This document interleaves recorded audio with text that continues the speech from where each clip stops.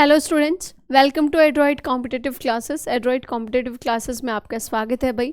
और हम काफ़ी टाइम बाद मिल रहे हैं क्योंकि मेरी हेल्थ बहुत ज़्यादा ख़राब हो गई थी। ठीक है, तो आपका काफ़ी ब्रेक हो गया, बीच में 10-15 दिन का आपका गैप हो गया है।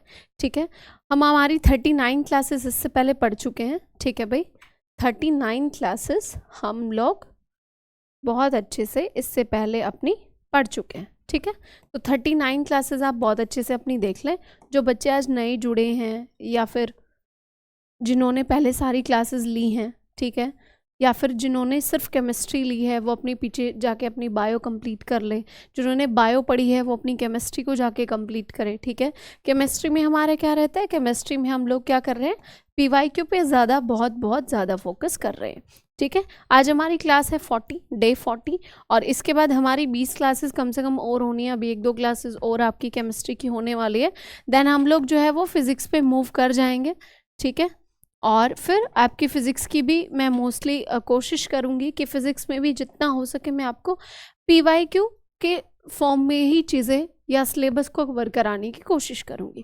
ठीक है भाई, हमारा बहुत इम्पॉर्टेंट चैप्टर जो है वो चल रहा था and that is chemistry in everyday life, जिससे सबसे ज़्यादा पेपर में क्वेश्चन आते हैं।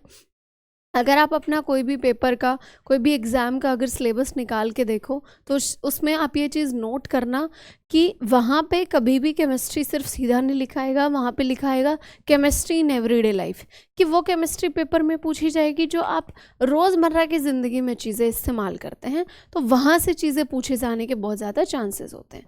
ठीक है भाई, आगे बढ़ते हैं। तो ये हमारा बैच है, आप लोगों को पता ही है कि हमारा बैच है SSC GD मिशन सफलता बैच, जिसमें हम लोग क्या कर रहे हैं, जिसमें हम सारे टीचर्स आप लोगों के लिए मेहनत कर रहे हैं।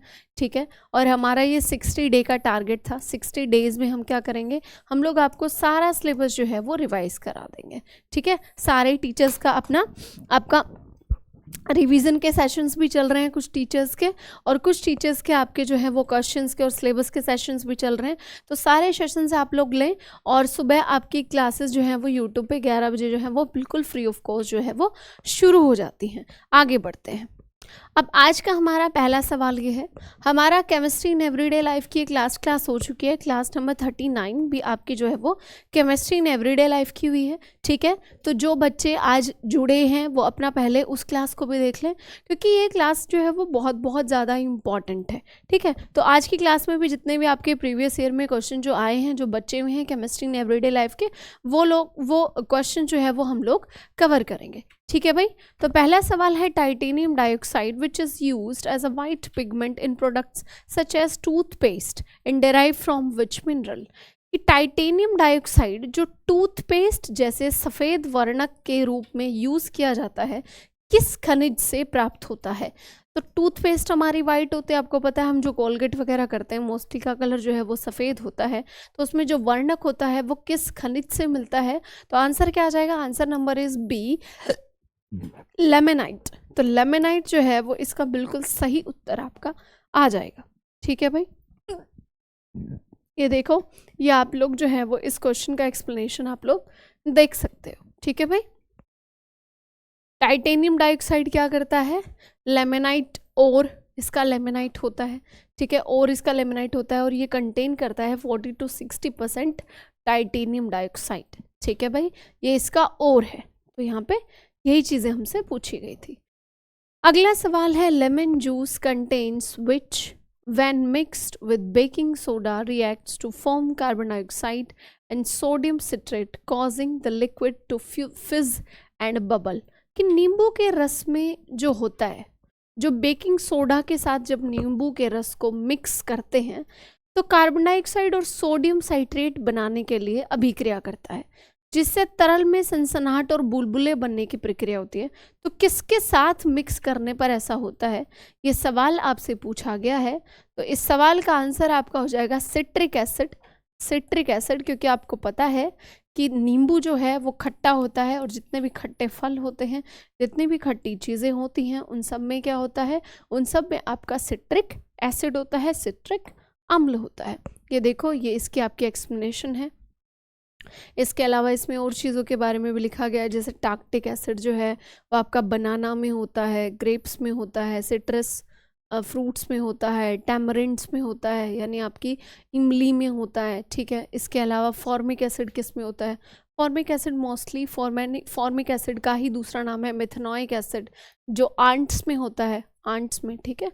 आंट्स यानी कि जितनी भी जो आपकी चींटियाँ वगैरह होती हैं, तो जब चींटी आपको काट लेती है, आपने देखा होगा वहाँ पे आपका रेड रेड हो जाता है और स्वेलिंग आ जाती है। तो वो स्वेलिंग किस चीज़ की वजह से आती है? वो स्वेलिंग आपकी फॉर्मिक एसिड की वजह से आती है। आगे बढ़ते हैं। अगला सवाल है, the systematic name of which compound is nitrogen trihydride that is widely used in many industries process and as a fertilizer and refrigerant। तो इसमें पूछा गया है कि आपका जो नाइट्रोजन है, नाइट्रोजन ट्राईहाइड्राइड है, ठीक है, जिसको व्यापक रूप से किस किस चीज़ में यूज़ करते हैं? आपका प्रशीतक के रूप में यूज़ करते हैं, यानी कि कूलेंट या रेफ्रिजरेंट के रूप में यूज़ करते हैं, और वर्क के रूप में यूज़ करते हैं। तो वो किसका यौगिक है? बस नाम पूछा गया है, तो नाम इसका आंसर आ जाएगा अमोनिया।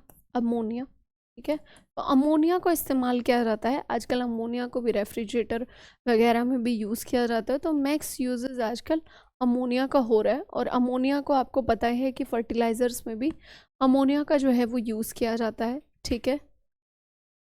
इसके अलावा प्लास्टिक्स की मैन्युफैक्चरिंग में, पेस्टिसाइड्स में, डाइज में, एक्सेट्रा में आपका अमोनिया का यूज़ जो है वो किया जाता है। अगले सवाल पे पढ़ते हैं, which of the following is not a part of the process of the manufacturing of steel in India. तो इंडिया में जब एक इंडस्ट्री में स्टील का निर्माण होता है, स्टील बनता है, तो उसमें इसमें से कौन सा प्रोसेस नहीं है पूछा गया है। तो सीधी सी बात है, ब्लास्ट आपका फरने ये तो करना पड़ेगा, क्योंकि आग की भट्टी के बिना तो आप पिघलाने का काम कैसे करोगे।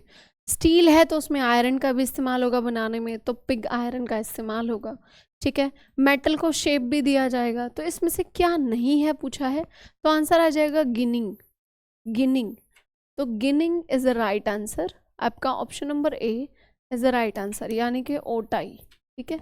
गिनिंग आपका इसका बिल्कुल सही उत्तर हो जाएगा। गिनिंग क्या होता है? Ginning is the process of removing the seeds and डेब्रिश from cotton. तो जब कॉटन से आपका सीड्स यानी कि कुछ बीज और डेब्रिश यानी कि कूड़ा करकट या मलबा जब हटाया जाता है कॉटन से, तो उसको गिनिंग कहा जाता है। तो आपको अब आप स्टील के इंडस्ट्री में कहाँ ही गिनिंग का यूज़ करोगे, आप खुद सोचो, ठीक है। आगे बढ़ते हैं। Which of the following is a white crystalline organic acid often used as an acidulant in grape and lime flavored drinks, gelatin desserts, jams, jellies and hard sour confectionery? तो इसमें से पूछा है कि इसमें से कौन सा सफ़ेद क्रिस्टलीय कार्बनिक अम्ल होता है, यानी कि ऐसा कौन सा एसिड होता है जो अंगूर में, चूने के स्वाद वाले पेय में यानी कि पीने वाली चीज़ों में, और डेजर्ट में, जैम्स में, जेली में मिलता है, ठीक है। तो इसमें से मोस्टली मतलब ऐसा कौन सा होता है इन्होंने पूछा है। तो आंसर आ जाएगा टार्क्टिक एसिड। आंसर क्या आ जाएगा? आंसर आ जाएगा टार्क्टिक एसिड, ठीक है। तो टार्क्टिक एसिड आपका होता है इन सारी चीज़ों में जो है वो पाया जाता है। ये टार्क्टिक एसिड का फॉर्मूला है, उसके नीचे फिर ये मैलिक एसिड का फॉर्मूला है C2H2O3, ये ऑक्सैलिक एसिड का फॉर्मूला है C2H2O4, ठीक है। और ये एस्कॉर्बिक एसिड का फॉर्मूला है C6H8O6, ये एस्कॉर्बिक एसिड का फॉर्मूला है। आगे बढ़ते हैं। अगला सवाल है, in the early 1980s as aspartic acid containing dipeptide sweetener were discovered that was about 2000 times sweetener than sucrose। सबसे स्वीट आपकी जो है वो जो सबसे मीठी आपका शर्करा है वो सुक्रोज को माना जाता है, और उससे 2000 गुना मीठी एक स्वीटनर का नाम इन्होंने पूछा है। तो आंसर आ जाएगा आपका एलिटेम। आंसर आ जाएगा एलिटेम। एलिटेम जो है वो सुक्रोज से भी बहुत ज़्यादा गुना, मतलब 2000 ज़्यादा गुना आपकी स्वीटनर होती है, ठीक है। तो आपकी क्या है आंसर, इसका क्या आ जाएगा? एलिटेम। आगे बढ़ते हैं। Which of the following compound in petroleum can cause corrosion to part of internal combustion engines and refineries? तो इसमें ये पूछा है आपका कि पेट्रोलियम में निम्नलिखित में से कौन सा यौगिक आंतरिक दहन इंजन, मतलब इंजन के अंदर जब आपका पेट्रोल जलता है एनर्जी प्रोड्यूस करता है और रिफाइनरीज में जंग का कारण बनता है। जो रिफाइनरीज लगाई जाती हैं उनमें जो पेट्रोल यूज़ होता है, ठीक है, उसमें जंग का कारण कौन बनता है? तो जंग का कारण बनता है आपका सल्फर। ठीक है, आंसर आ जाएगा आपका सल्फर। देखो ऑप्शन ऊपर नीचे हो गए हैं पर कोई बात नहीं, ठीक है। सल्फर कंपाउंड किस चीज़ का कारण बनता है? आपका कोरोजन का कारण बनता है, ठीक है, इंटरनल कंबशन में, इंजन्स में और रिफाइनरीज में। Why is water fluoridation, which is controlled adjustment of fluoride to public water supply done? तो जो पब्लिक के पास पानी सप्लाई होके जाता है उसमें फ्लोराइडेशन भाई को कंट्रोल क्यों किया जाता है? तो इसका आंसर आ जाएगा पहला option number 8, to prevent tooth decay. क्योंकि जितना ज़्यादा फ्लोराइड आपका किस में होगा, पानी में होगा, उतने ज़्यादा आपके जो दांत हैं उस पानी से, पर्टिकुलर पानी को अगर आप पीते रहेंगे तो वो पानी, दांत जो है वो आपके गलते चले जाएंगे। ठीक है भाई, फ्लोराइड का ये केमिकल फॉर्मूला है।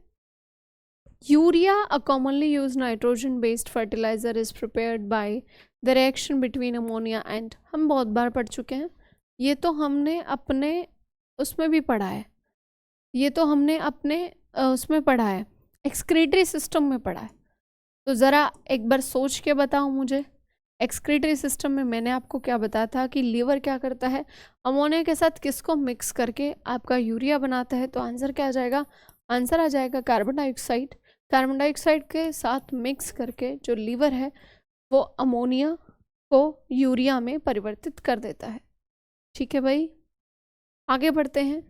Refers to an environment in which oxygen is readily available. तो ऑक्सीजन कहाँ अवेलेबल होगी? सीधी सी बात है, एरोबिक में, एरोबिक रेस्पिरेशन, सॉरी भाई, हाँ ठीक है एरोबिक में, YBA में, ये ऊपर नीचे ऑप्शन लगे हुए हैं। ठीक है भाई, तो देख लेना। तो एरोबिक रेस्पिरेशन में ही आपको पता है कि हमारे पास जो रेस्पिरेशन होता है, मैंने आपको बताया है कि रेस्पिरेशन हमारे पास दो टाइप का होता है, एक एनारोबिक होता है, एक एरोबिक होता है। एनारोबिक में हम ऑक्सीजन का इस्तेमाल नहीं करते हैं और एरोबिक में हम ऑक्सीजन का इस्तेमाल करते हैं।